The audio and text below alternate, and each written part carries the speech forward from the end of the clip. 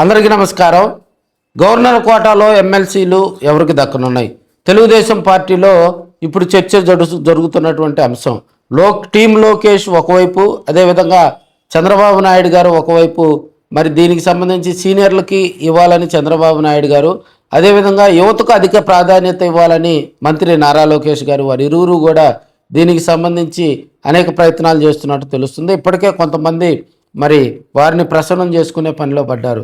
ఇప్పటికే మరి అందరికీ తెలిసినటువంటి విషయమే, పిఠాపురంలో పవన్ కళ్యాణ్ గారికి సీటు త్యాగం చేశారు వర్మ గారు.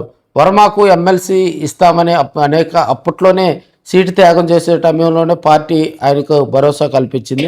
అయితే ఇప్పటి వరకు అది కార్యాచరణ రూపొందకపోవటం, ఇది రాజకీయంగా కూడా చర్చ నడుస్తుందని మనం చెప్పుకోవచ్చు. ఇలాంటి పరిస్థితుల్లో మరి వర్మకు రాబోయే రోజుల్లో గవర్నర్ కోటాలో ఉన్నటువంటి ఎమ్మెల్సీ పదవి కేటాయిస్తారా లేదా?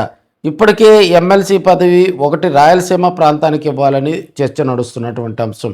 మరోవైపు ఉమ్మడి కృష్ణా జిల్లాలో ఉన్నటువంటి నేతలు మరి పెద్ద ఆయన చంద్రబాబు నాయుడు గారిని, లోకేష్ గారిని కలుస్తూ వారిని ప్రసన్నం చేసుకునే పనిలో బిజీగా ఉన్నారు.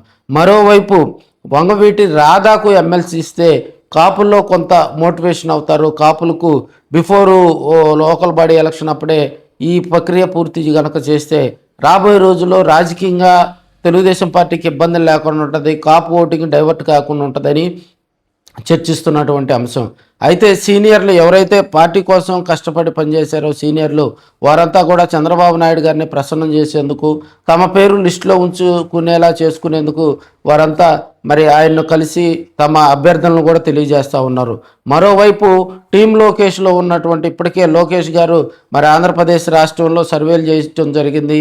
ఎవరికి ఏ పదవి ఇస్తే బాగుంటుంది, వారు లోకల్గా ఉన్నటువంటి ప్రజాప్రతినిధులతోటి కూడా అక్కడ లోకల్గా ఉన్నటువంటి వారితో మాట్లాడి మరి రాబోయే రోజుల్లో మరి జరుగుతున్నటువంటి పరిణామాలు, రాష్ట్రంలో జరుగుతున్నటువంటి పరిణామాలన్నీ దృష్టిలో పెట్టుకొని నారా లోకేష్ గారు కూడా సీరియస్గా పార్టీలో ఎవరైతే కష్టపడి పనిచేశారో, పార్టీకి 2024 ముందు ఎవరైతే మరి ఆ పార్టీ కార్యక్రమాల్లో యాక్టివ్గా పాల్గొన్నారో తదితర అంశాలన్నీ దృష్టిలో పెట్టుకొని ఆ వైపుగా నారా లోకేష్ గారు కృషి చేస్తున్నారని తెలియజేసుకోవచ్చు. కాపుల ఆరాధ్య దైవమైనటువంటి వంగవీటి రంగా గారి కుమారుడు వంగవీటి రాధాకు, ఎందుకంటే 2024 ఎలక్షన్లో ఆయన కాపుల కోసం పనిచేసినటువంటి వ్యక్తి, కాపులంతా కూటమి వైపు తీసుకురావడంలో, ప్రత్యేకించి తెలుగుదేశం పార్టీకి కాపు ఓటు బ్యాంకు డైవర్ట్ చేయడంలో పనిచేసినటువంటి వ్యక్తి.